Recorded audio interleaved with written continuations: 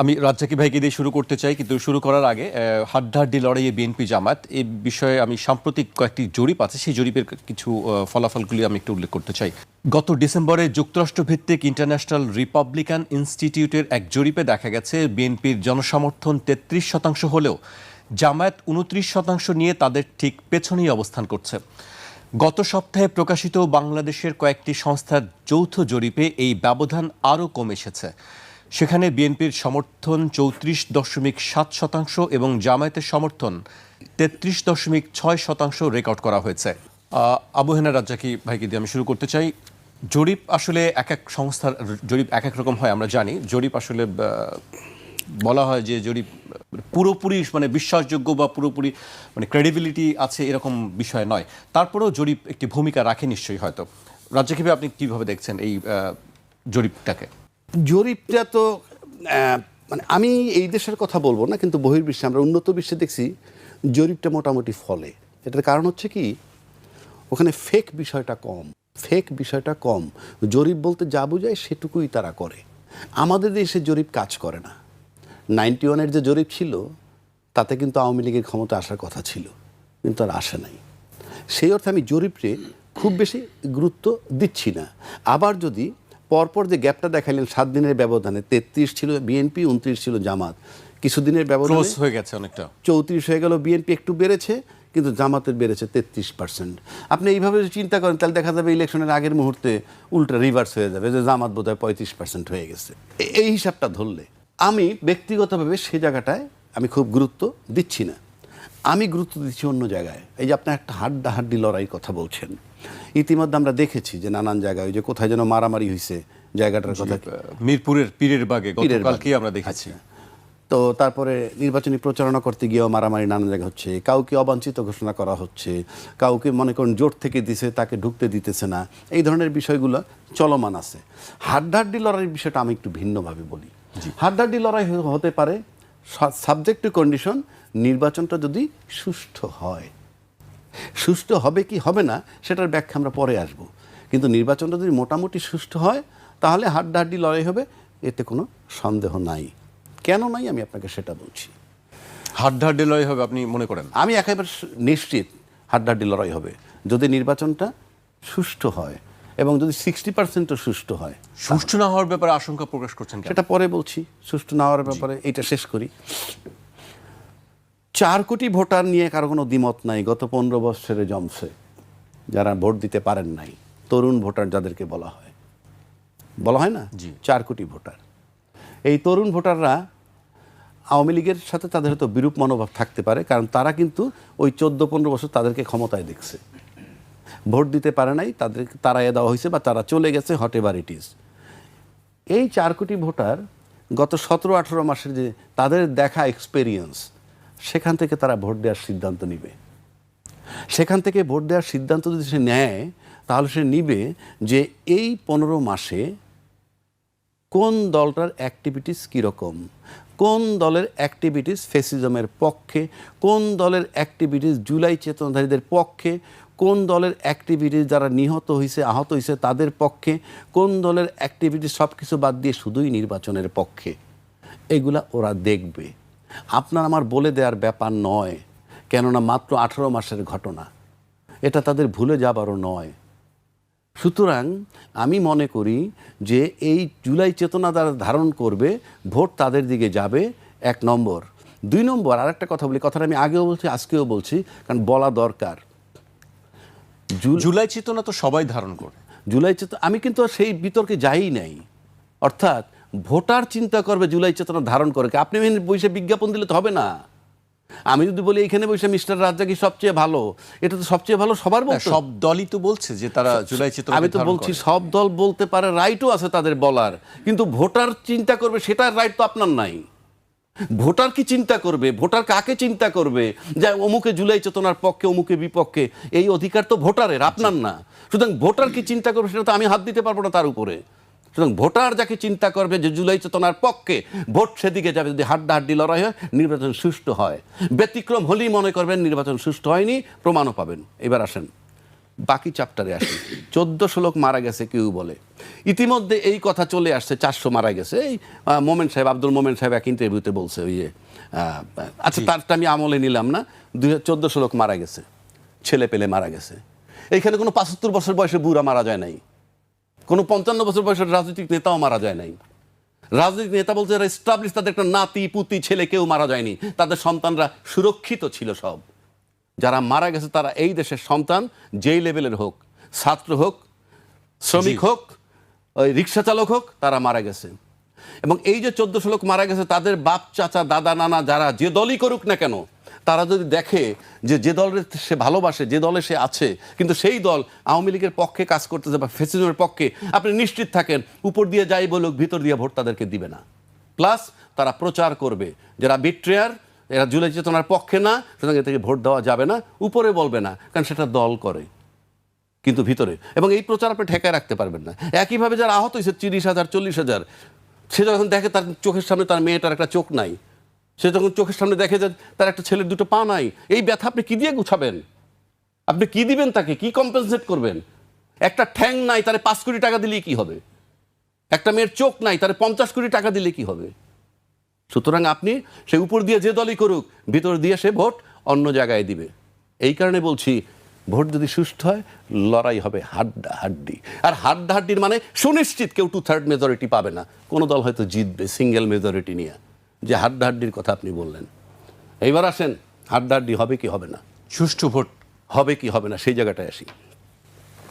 চিৎকার করে বলছে এইরকম এজলাসে এসে, আরে এজলাসে না কি বলে এটারে, আপনার ডায়াসে এসে, কি বিশ্ববিদ্যালয়ের নির্বাচনের ফলাফল জাতীয় পর্যায়ে কোনো ইম্প্যাক্ট থাকে না বলে নাই?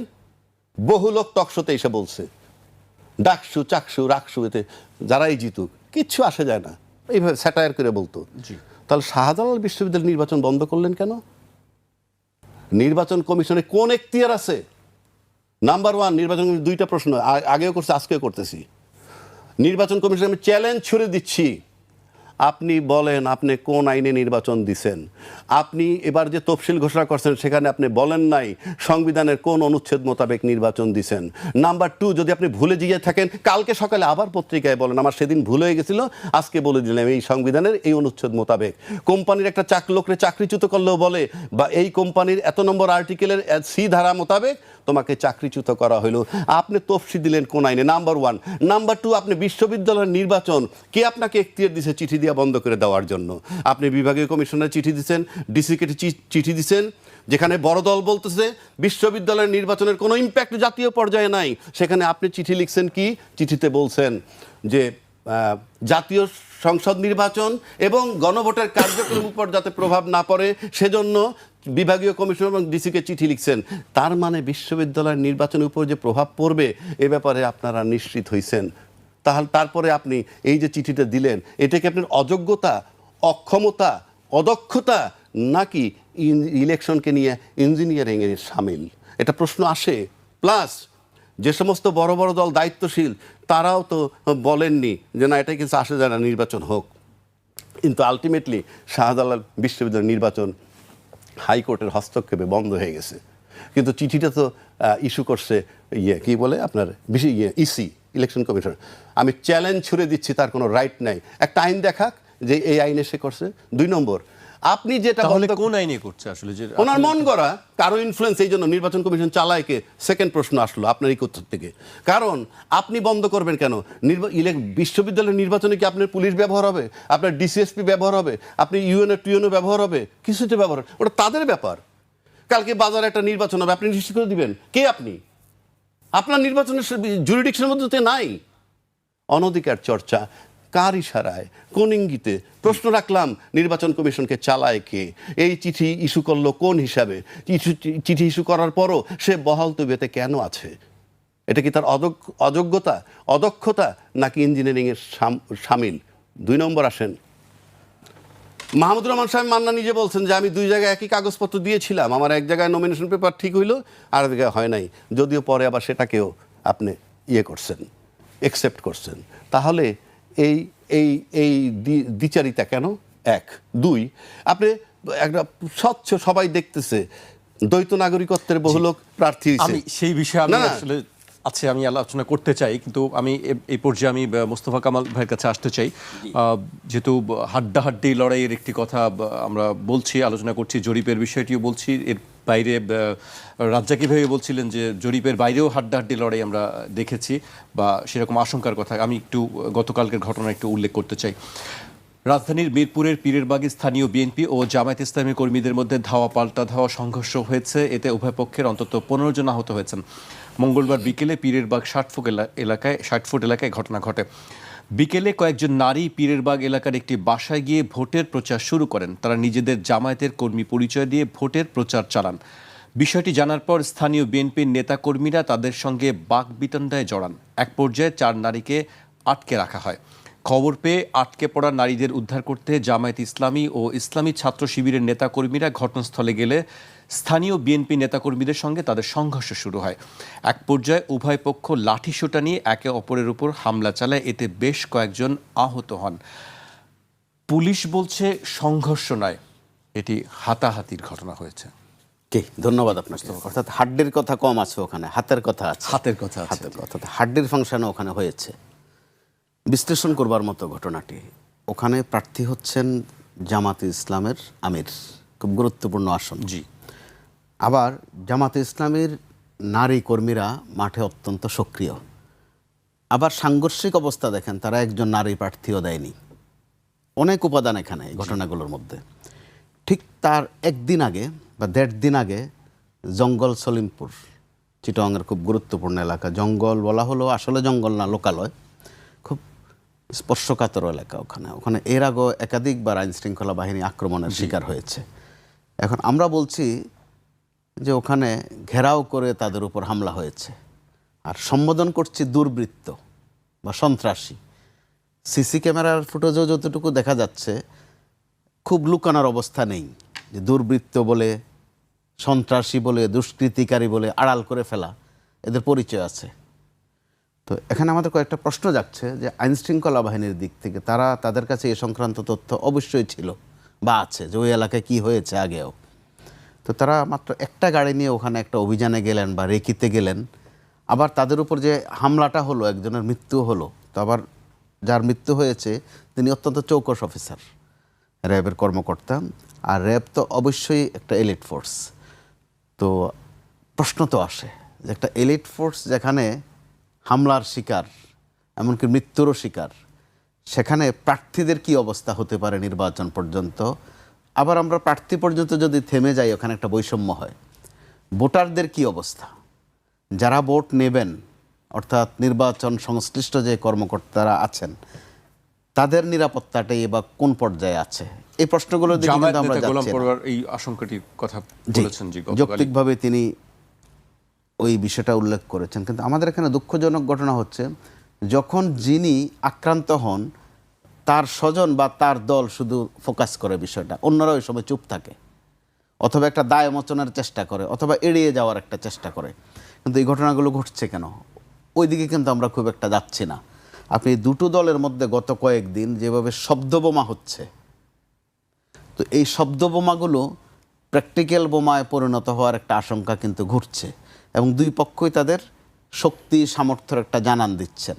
তো এরপরও অন্তত হাতাহাতি, যেহেতু আইন শৃঙ্খলা বাহিনী বলছে হাতাহাতি পর্যন্ত, অন্তত মিরপুরেরটা, কিন্তু সামনের দিনগুলো কোন পর্যায়ে যেতে পারে আমাদের একটা উদ্বেগ আছে। এর মধ্যে আবার দেখা গেল যে স্বরাষ্ট্র উপদেষ্টা এমন এক তথ্য দিলেন, তথ্য দিতে গিয়ে আমাদেরকে আরও প্রশ্নবিদ্ধ করে ফেললেন। তিনি বলেন যে তিনি মোটামুটি নিশ্চিত যে লুণ্ঠিত যে অস্ত্রগুলো, বেহাত হওয়া যে অস্ত্রগুলো, সেগুলো নির্বাচনের দিন ব্যবহার হবে না। বড় মারাত্মক তথ্য, কিন্তু শুধু বক্তব্য নয় এটা। তিনি স্বরাষ্ট্র উপদেষ্টা তিনি কি করে জানলেন যে অস্ত্রগুলো ব্যবহার হবে না সেদিন? তার মানে অস্ত্রগুলো কোথায় আছে বা কাদের হাতে আছে সেটাও তিনি জানেন। সমান্তরালে তো প্রশ্ন আসছে যে চট্টগ্রামে ওখানে গোলাগুলিতে যেই অস্ত্রগুলো ব্যবহার হয়েছিল, এগুলো কি অস্ত্র, কার অস্ত্র, লুণ্ঠিত অস্ত্রেরই কিছু কিছু কিনা, অথবা হাদির উপর যেই গুলি হয়েছিল, যে অস্ত্র ব্যবহার হয়েছিল, এগুলো কোন অস্ত্র? অবৈধ তো অবশ্যই, কিন্তু কোন অস্ত্র, লুণ্ঠিত কোনো অস্ত্র কিনা। বরাবর আমরা যেটা দেখে আসি, নির্বাচন যত ঘনায় তত অবৈধ অস্ত্র উদ্ধারের একটা মহড়া চলে, অভিযান চলে। এবার একদিকে প্রচুর অবৈধ অস্ত্র বাইরে, তার উপর আবার বৈধ অস্ত্রেরও কিন্তু অবৈধ ব্যবহার আমরা দেখি, খুব সাংঘর্ষিক অবস্থা। এর মধ্যে আবার জামাতে ইসলাম থেকে একেবারে রাজনৈতিকভাবে যেটা তারেক রহমান সাহেবের নিরাপত্তা নিয়ে প্রশ্ন ছুড়ে দেওয়া হলো। আপনি দেখেন নিরাপত্তাটা কত প্রাসঙ্গিক, কিন্তু আলোচনায় আবার নিরাপত্তাটা আনছেন না, বরং নিরাপত্তাটা আনছেন এইভাবে যে তারেক রহমান সাহেব যদি এই ধরনের নিরাপত্তা পেতে পারেন তাহলে জামাতের আমিরও পেতে পারেন। অর্থাৎ এই নিরাপত্তাকে তারা যত না নিরাপত্তার জন্য উচ্চারণ করছেন, তার চেয়ে হচ্ছে ওই যে হেডম দেখানো, স্মার্টনেস শো করা। তো এগুলো তো জনগণের সাথে এক ধরনের তামাশা। কারণ বাংলাদেশে একটা সুবিধা আছে, যতই জনগণ একটা পর্যায়ে বলুক যে না ভাই আমরা কোনো রাজনীতিতে নাই, আমরা আছি নীতি নিয়ে, এটা দিন শেষের কথা। দিনভর কিন্তু সে রাস্তায় থাকে, কোনো না কোনো একটা দলের পক্ষে সে অবস্থান নেয়, বিনা পয়সায় নেয়। সবাইকে যে টাকা দিয়ে আনতে হয় তা কিন্তু নয়। তো যখন এবার নতুন বন্দোবস্ত শব্দটা আমরা শুনছিলাম বারবার, কয়েকটা জায়গায় আমরা একটু আশাবাদী হচ্ছিলাম যে অন্তত পুরো না হোক, আংশিকও যদি হতো যে নির্বাচনে হাড্ডির কোনো ফাংশন আসবে না, হয়তোবা চালাকি আসবে, চাতুরি আসবে। আরও বিশেষ কারণে এই কারণে যে এখন যারা মাঠে আছেন, যে দুটা বড় দল বা এনসিপি সহ ধরলে তিনটা, এই তিনটা দল তো অত্যন্ত ঘনিষ্ঠ, চেনা জানা। তারা 24-এর গণ অভ্যুত্থানের বা বিপ্লবের অন্যতম অংশীজন। কিন্তু তারা যে ভূমিকায় এখন অবতীর্ণ হয়েছেন, যেসব শব্দ ছুটছেন, এগুলো কিন্তু আমাদেরকে ভয় জাগাচ্ছে। আর জামাতের ভয়টা একটু স্বাভাবিক, আসলে ভয় অথবা উদ্বেগ।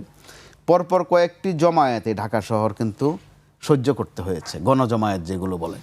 হাদির জানাজাকে ঘিরে একটা জমায়েত, এর পরবর্তীতে তারেক রহমান সাহেবের দেশে আসা উপলক্ষে আরেকটা বিশাল জমায়েত, এরপরে আরেকটা শোকের জমায়েত, বেগম খালেদা জিয়ার জানাজা।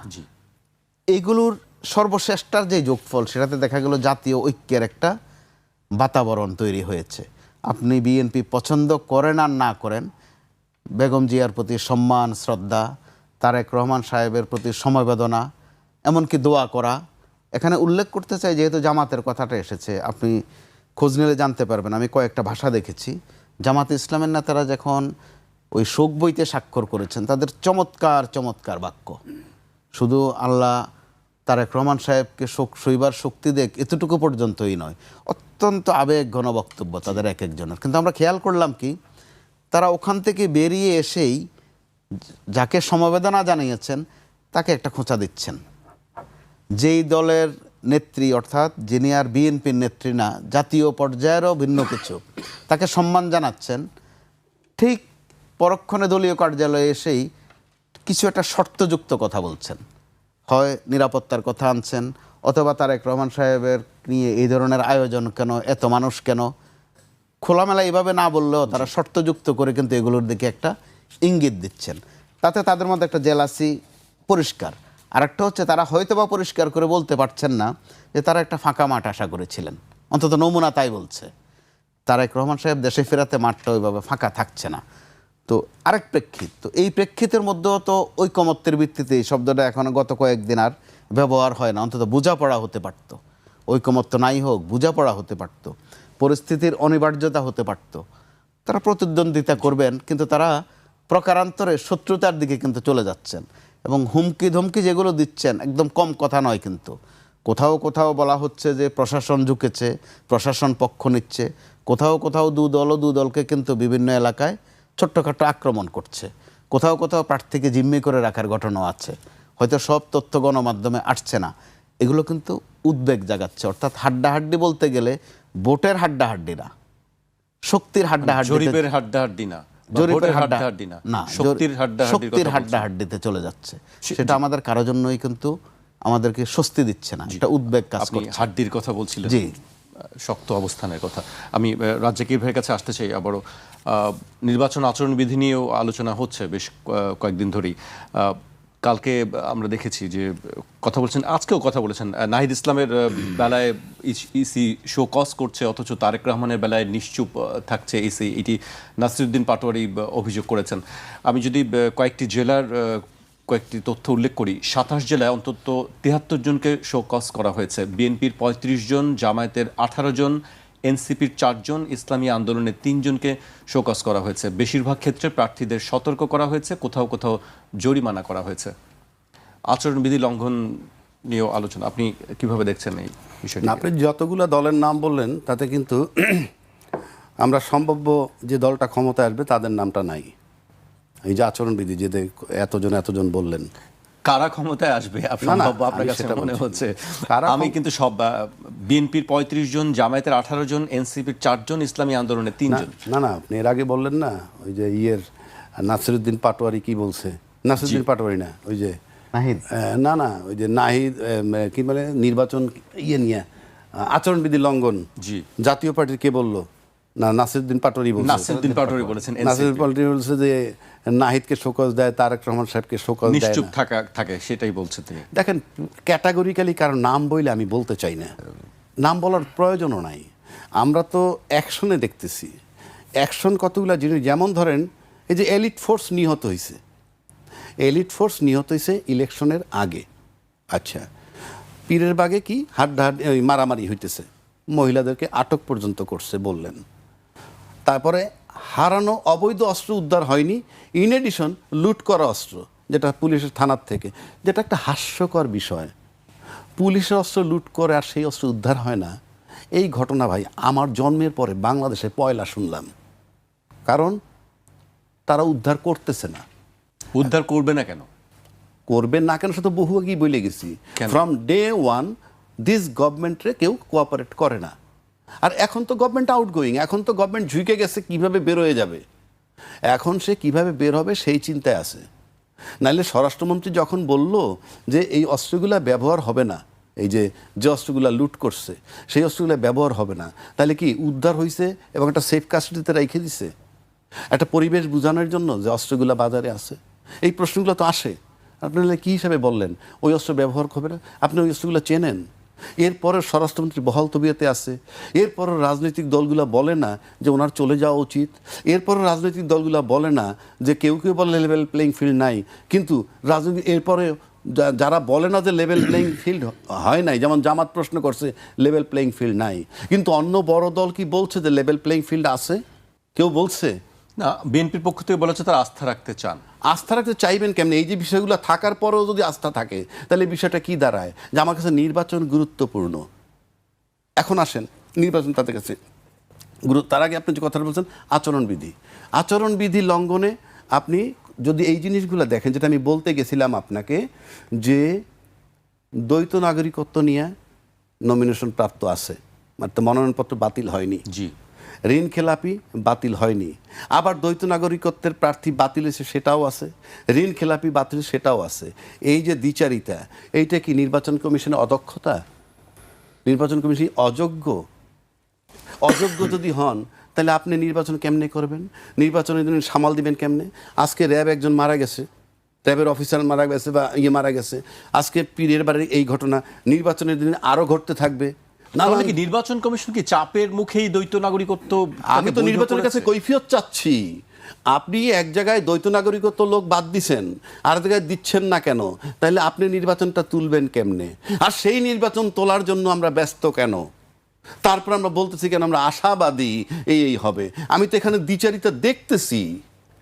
একটা স্বাধীন দেশে সবার চোখের সামনে এটা চলমান থাকবে নির্বাচন কমিশনের এই অ্যাক্টিভিটিস, আর আমরা সেটা তাকায় দেখব। একবারও কি ভাবছেন নির্বাচন কমিশনের এই সুযোগ, এই অদক্ষতার কারণে কিংবা তার ভয়ের কারণে হোক কিংবা সুদূরপ্রসারী ইঞ্জিনিয়ারিং পরিকল্পনার কারণে হোক, কিন্তু যারা ক্ষমতায় যাবেন, এমপি হবেন, লিখে রাখেন সময়ের ব্যবধানে এইগুলো আপনাকে ছোবল মারবে। কেন মারবে সেটা বলে দিচ্ছি। সেটা প্রমাণ করে গেছেন আবার শফিক রেহমান সাহেব। কয়েকদিন আগে উনি সাংবাদিকদের সম্মেলনে বক্তব্য রাখছেন এবং সেখানে উনি পরিষ্কারভাবে বলছেন, কোনো সাংবাদিকদেরকে বলছেন দালাল হিসেবে চিহ্নিত করেছেন। আমি নামটা বললাম না, পত্রিকার নামটাও বললাম না, আমি তাদের ছবি দেখছি তখন মুখের উপরে জাস্ট এইভাবে হাত দিয়ে মানে একটু আড়াল হতে চায়, বাট ক্যামেরা তো ধরে আছে। দালাল শব্দটা ব্যবহার করার বলছে, ওনার বলতে খারাপ লাগতেছে।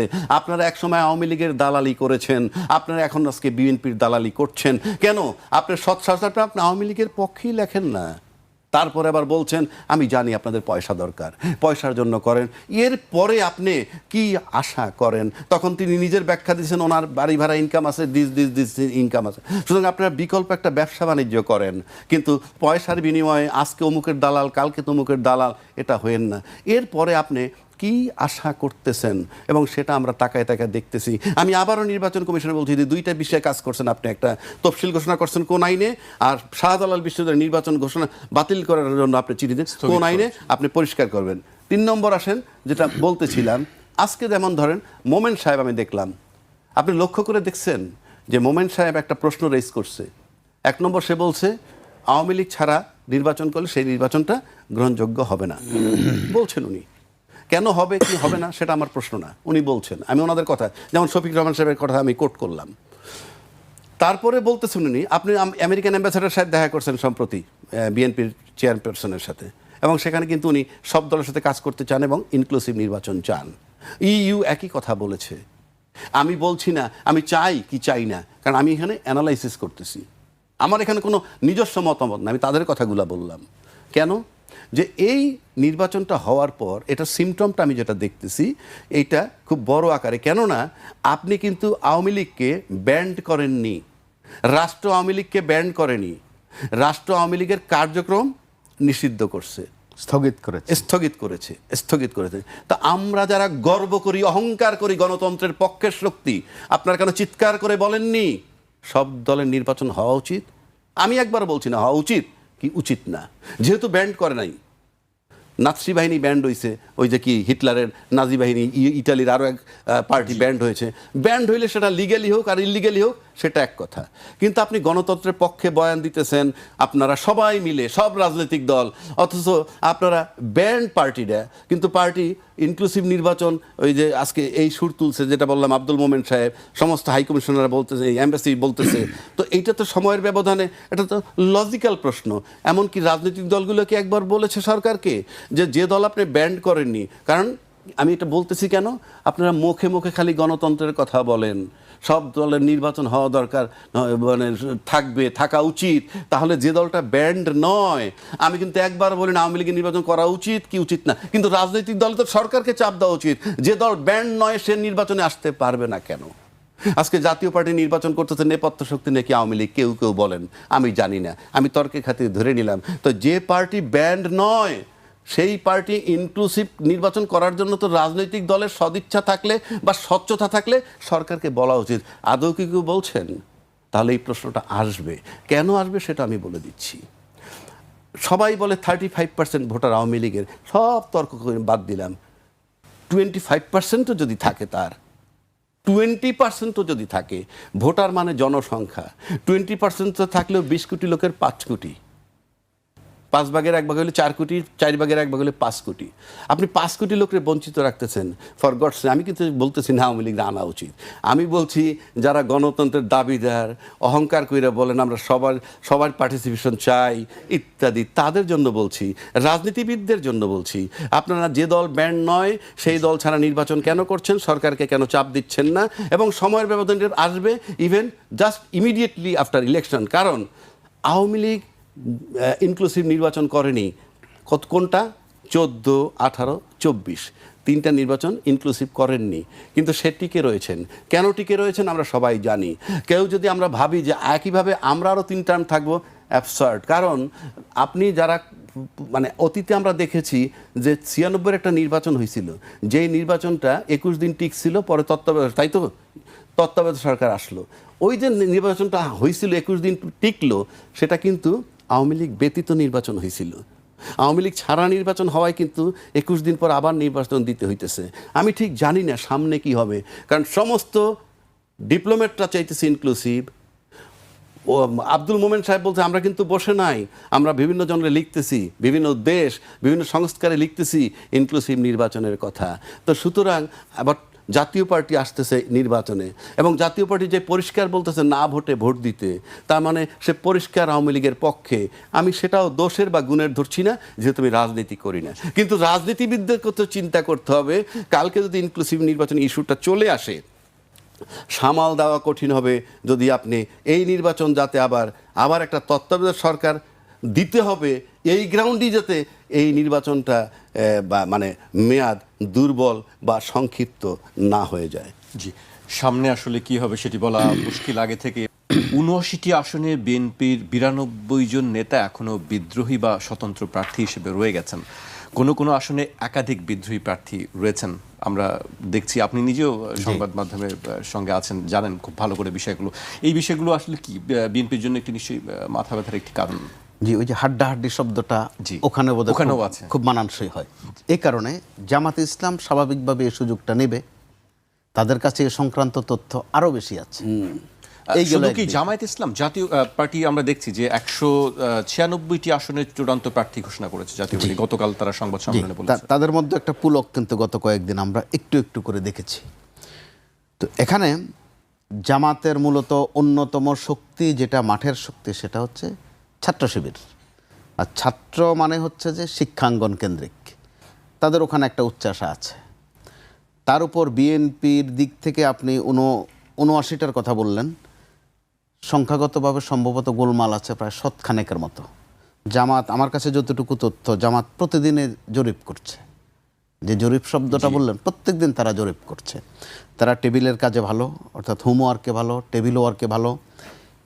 এমনকি মাঠে ময়দানে কে কোনটা বোঝে, এই মুহূর্তে কোন দাওয়াইটা ছাড়া দরকার, এটা কিন্তু জামাত ভালো বোঝে। জামাতের অবস্থা অবশ্যই আগের চেয়ে ভালো হয়েছে, কিন্তু বিএনপির সাথে হাড্ডাহাড্ডি করার মতো শক্তি হয়েছে কিনা সেটা প্রশ্নের মধ্যেই থেকে গেল। এই গেল একদিক। দ্বিতীয় দিক হচ্ছে তাদের সাথে একটা শক্তি আছে, এনসিপি। অর্থাৎ এনসিপি তাদের সাথে আসাতে এনসিপির কি ক্ষতি হলো না লাভ হলো ওটা আরেক প্রশ্ন, কিন্তু জামাতের কিন্তু লাভ হয়েছে। আবার আরেক দিকে জামাত কিন্তু একটা মোটা দাগে একটা লস করে ফেলেছে 2-3 দিন আগে। তারা যেটা চেষ্টা করেছিল যে দক্ষিণপন্থী ভোটগুলো এক বক্সের মধ্যে নিয়ে আসা, সেটি ভাগ হয়ে গেছে। তো ওখানে আবার বিএনপির জন্য ভালো খবর আছে। তো এরকম ভালো মন্দ খবরের রসায়নে হাড্ডাহাড্ডি যদি লড়াইটা ভোটের ময়দানে হয়, সেটা অবশ্যই নির্বাচনকে একটা অর্থ দাঁড় করাবে। অর্থাৎ যেটা আমরা বলতে চাই যে উৎসব মুখর, উৎসব ওখানে একটু একটু হতে পারে। কিন্তু যেভাবে মারামারি করে উৎসব হচ্ছে, যেভাবে রক্ত দিয়ে লাল উৎসব হচ্ছে, ওইটা কিন্তু ভয় জাগাচ্ছে। এর সমান্তরালে কিন্তু এই কথা বলতেই হয় যে আমরা এখন পর্যন্ত কথা বলছি, আপনি এখান থেকে বের হওয়ার পরও আপনার নিকটজনরাও জিজ্ঞাসা করবে বা করে যে নির্বাচনের নিয়ে তো অনেক কথা বললেন, তো নির্বাচন কি আসলে হবে নাকি? এই কথা অনেক প্রতিদিনই শুনতে হচ্ছে।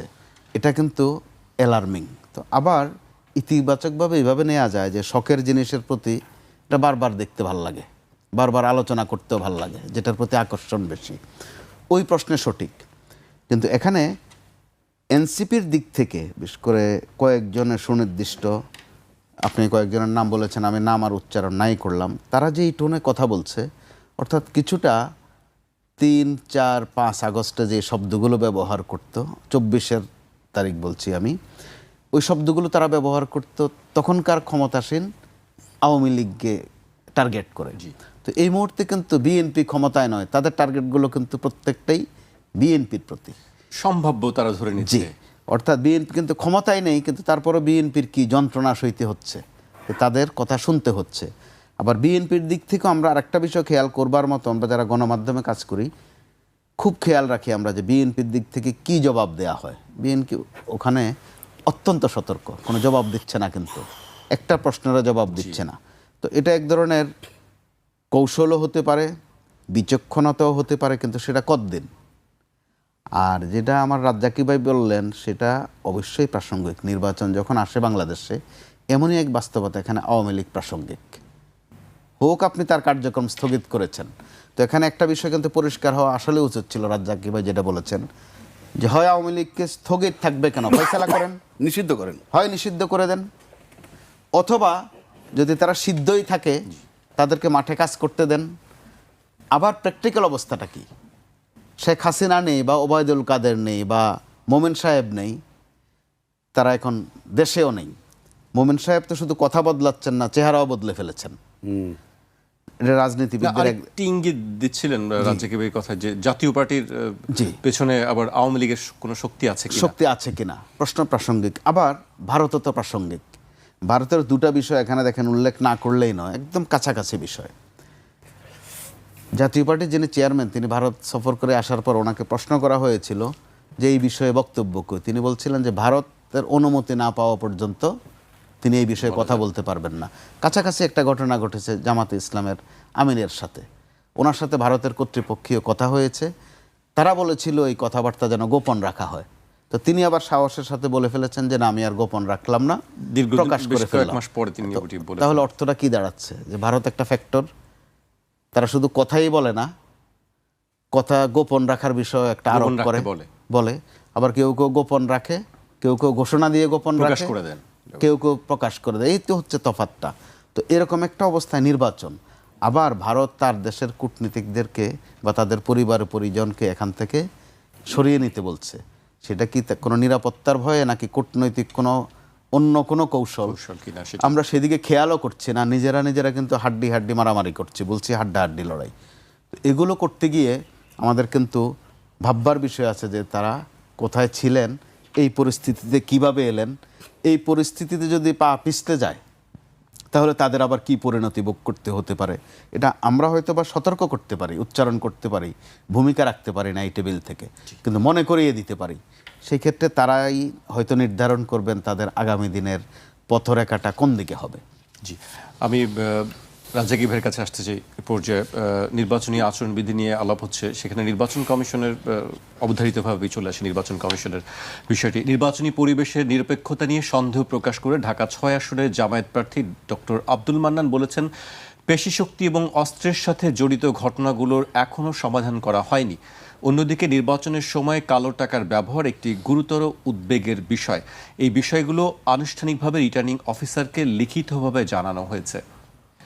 রাজ্জাকি ভাই বললাম বেশ কিছু অভিযোগ তিনি করেছেন। আমরা তো দেখতেছি কতগুলি। এর আগে আমরা বলে গেলাম যে নির্বাচন কমিশনের কি অদক্ষতা নাকি ইঞ্জিনিয়ারিংয়ের পক্ষে, বিষয়গুলো ক্লিয়ার করতে হবে। কেননা একটু আগে তো বলে গেলাম আপনাকে, যেখানে আপনার অস্ত্র উদ্ধার হয়নি, যেখানে আপনার পুলিশের লুট করা অস্ত্র উদ্ধার হয়নি, যেখানে স্বরাষ্ট্রমন্ত্রী বলতেছে এগুলা ব্যবহার হবে না, এখন তো সব কিছু নির্বাচন কমিশনের আন্ডারে।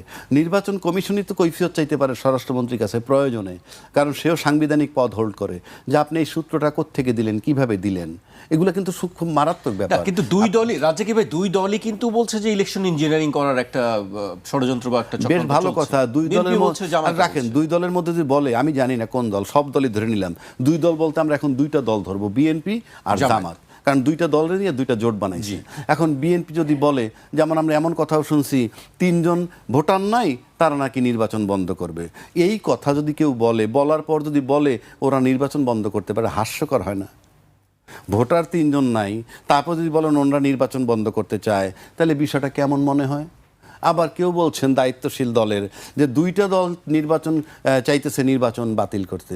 দুইটা দল যারই মিন করুক, ওনারা যখন নাম বলে নাই, আমিও বলি নাই, কিন্তু আমরা তো বুঝি, তো এই দুইটা দল নির্বাচন বাতিল করবে কেমনে? আসলে বিষয়টা কি, যদি এমন হয় যে ওই দুইটা দল ইঞ্জিনিয়ারিং করতে সেন্টারে যাবে, আর যদি আমরা রুখতে যাই তাইলেও মারামারি। আর যদি দুইজনই প্ল্যান করে আসে আমরা ইঞ্জিনিয়ারিং করুম, তাইলেও মারামারি। আবার যদি প্ল্যান করে আসে যে ওনরা ইঞ্জিনিয়ারিং করবে, আমরা বাধা দেবো, তাও মারামারি। তার মানে মারামারি সুনিশ্চিত। তার মানে নিজেদের উপরে আস্থা নাই, হাড্ডাহাড্ডি লড়াই। এটা হাড্ডাহাড্ডি লড়াই, নিজেদের উপরে আস্থা নাই। এবং মাঠ জরিপ করে দেখা গেছে ভোটারদের মনোযোগ জয় করতে পারে নাই, মন নিতে পারে নাই। 3 নম্বর, আপনি যদি মনে করেন বাংলাদেশ কি আসলে জানেন, বাংলাদেশ হলো ভুলে যাবার দেশ। তার মানে কি ইঞ্জিনিয়ারিং কি সুনিশ্চিত? আপনি যদি বলেন কোনো দল যদি 2/3 মেজরিটি নিতে হয়, ইঞ্জিনিয়ারিং ছাড়া নিতে পারবে না, এটা আমার ব্যক্তিগত ধারণা। 2/3 মেজরিটি কেন নিতে হবে? 2/3 মেজরিটি যদি আপনি না নেন, তাহলে তো আপনি যদি সিঙ্গেল মেজরিটি নিয়ে বসে থাকেন, তাহলে তো সব দল ক্ষমতায়, আপনি কিছুই করতে পারবেন না। সিঙ্গেল মেজরিটি নিয়ে গেলে আপনি রাষ্ট্রপতি পর্যন্ত নিয়োগ দিতে পারবেন সিঙ্গেল মেজরিটি দিয়ে, কিন্তু আপনি কিছুই করতে পারবেন না। আপনার মন মতো করতে চান, প্রত্যেকেই তার মন মতো করতে চায়।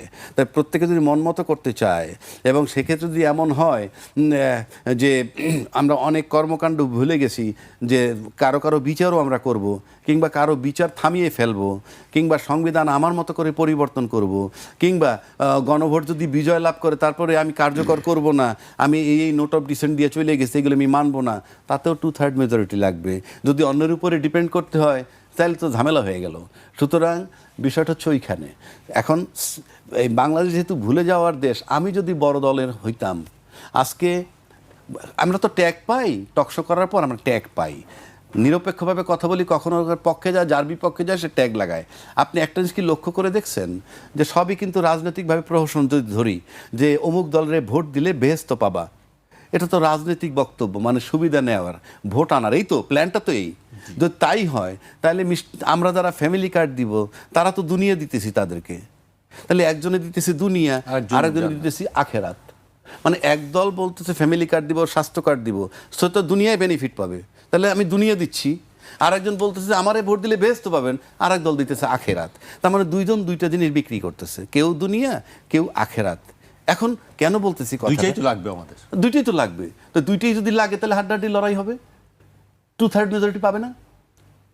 সেক্ষেত্রে ইঞ্জিনিয়ারিং এর বিকল্প কি? আপনি 2/3 মেজরিটি পাবেন কেমনে? আমি তো 4 কোটি ভোটারের কথা বলছি। 4 কোটি ভোটার ভাববে কাকে ভোট দিব। যার সন্তান মারা গেছে সে যে দলেরই থাকুক, সে যদি দেখে যে তার দল ফ্যাসিজমের পক্ষে, ওখানে ভোট দিবে না। আপনি এইভাবে চিন্তা করলে দেখবেন হাড্ডাহাড্ডি লড়াই সুনিশ্চিত।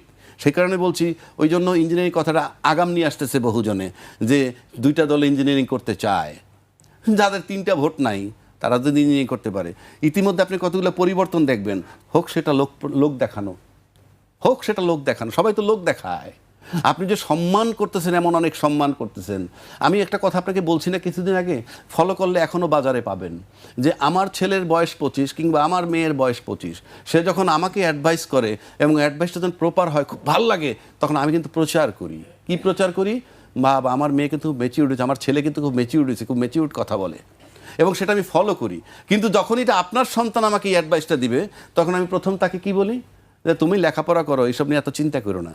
তারপরেও যদি আমাকে অ্যাডভাইস দেয়, তখন বলি তুমি ইসরে পাকা। That is our character. আপনি এখন সমাজে খোঁজেন, পাবেন যে 25 বছরে বহু লোকই বহু অ্যাডভাইস দিতেছে, সেটা গ্রহণযোগ্য। আর 30 বছর পার হয়ে গেছে তাদের কথা। আমি যদি সবচেয়ে বড় দল হইতাম আজকে, আমি তো, আমার সাথে এই এনসিপির কোনো বিরোধী থাকতো না, এই জুলাই চেতনা নিয়ে কোনো বিরোধী থাকতো না। কেন বলছি কথাটা? বাংলাদেশ হলো ভুলে যাওয়ার দেশ, বাংলাদেশ হলো মনে না রাখার দেশ, বাংলাদেশ হলো সুবিধা নেওয়ার দেশ। যারা মারা গেছে তারা মারা গেছে, যারা আহত হয়েছে তারা আহত হয়েছে, কিন্তু যারা বেঁচে আছে তারা এখন জীবন যুদ্ধে লড়াই করতেছে। হাসনাত আবদুল্লাহ বলছে যে আমি মৃত্যু মাথায় নিয়ে লড়াই করতেছি, হাদি গুলি খেয়ে মারা গেছে। সুতরাং এইদেরকে আমরা গিলে ফেলে পারতাম। তোমরা আন্দোলন করেছে, যেমন ধরেন 5 স্টার হোটেল যারা বানায়, সেই হোটেলে কিন্তু যারা বানায় তারা থাকে না। তো একইভাবে এই যারা বানায়, আমরা কিন্তু এই একইভাবে চিন্তা করতেছি, তোমরা আন্দোলন করছো, তোমরা মন্ত্রী হবা কেন, এই কথা আমরা বলি। 5 স্টার হোটেলের লেবার আর আন্দোলন করে যাদেরকে সরাইয়ে দেওয়ার পর আপনারা এসে নির্বাচন করে ক্ষমতায় যাবেন চিন্তা করতেছেন, দুটি বিষয় এক না। ওদেরকে গিলে ফেলা যেত, কারণ ওরাও কিন্তু 1400 লোক মারা গেছে, তার চেয়ে নিজের জীবনের ঝুঁকি চিন্তা করে বেশি। তাকে যদি আমি গিলে ফেলতাম, আজকে কিন্তু আমরা জোট সিট দিতেছি, যে সমস্ত লোক আদৌ কোনো ভোট পাবে না, কোনো অবদান নাই, রাজনীতিতে যাদের কোনো অবদান নাই, তাদেরকে সোকল জোট বানাইয়াও আমরা তাদেরকে কখনো মার্কা দিতেছি, কখনো মার্কা না দিয়ে বলতেছি তোমারে আমার লোক ভোট দিবে। এই তো বিষয়, জোট যেগুলা বানাইছে। তো সেক্ষেত্রে তো আমরা তাদেরকে গিলে ফেলতে পারতাম। আপনি 25টা সিট ছেড়ে দিছেন, ফর এক্সাম্পল 25টা সিট তো আমরা তাদেরকে ছেড়ে দিতে পারতাম, ওরা যদি সেফ হইতো। কারণ বাংলাদেশ সবচেয়ে বড় অর্জনই হইল, ধরেন আওয়ামী লীগের যে শেখ হাসিনার যে ফেসিজম, সেটাকে আমরা সরাই ফেলছি। তারপরে যদি কেউ চিন্তা করে যে আবার ফেসিজমে, না, তাদেরকে আমরা অ্যাকোমোডেট করে ফেললেই হইতো, কিন্তু আমরা সেটা পারিনি। আমি বলবো চরম ব্যর্থতা রাজনৈতিক দলের, যারা মানে কালকে ক্ষমতায় যাবে। কারণ এই ছেলেপেলেগুলা কিন্তু এখন নিরাপত্তার ঝুঁকিতে আছে। ইউনূস সাহেব সেফ এক্সিট খুঁজতেছেন, উনি এখন কি সুন্দরভাবে যাবেন এবং তার ইজ্জত নিয়ে কিভাবে যাবেন, সেই সমস্ত চিন্তাটা করতেছেন। সেটাও অমূলক নয়, সেটাও দোষ নয়, কেন সেও চিন্তা করতেছে। তো এই ছেলেপেলেগুলাকে যদি সবচেয়ে বড় দল আজকে অ্যাকোমোডেট করতো, তারা কিন্তু ওই জায়গা থেকে শিফট করে চলে আসতো, যে তারা আজকে মন্ত্রী মিনিস্টার যাই হোক, আপনি যাদেরকে আমরা সিট দিতেছি জোট বানাইয়া, তাদের কি অবদান আছে? লোক ডাকলে 50টা লোক আসবে না, সমস্ত দল 1 মাস 1.5 মাস 2 মাস করে প্রোগ্রাম করলে 2 বাসের লোক নাই যাদের, তাদেরকেও আমরা সিট দিতেছি ডাইকে জোটের নামে। আর আমরা যারা আন্দোলন করলো, যাদের বদৌলতে দেশে এসে রাজনীতি করতেছি, মন্ত্রী হইতেছি, স্বপ্ন দেখতেছি, তাদেরকে আমরা এত অসহায় করে ফেললাম, এই ব্যথা কোথায় রাখবো?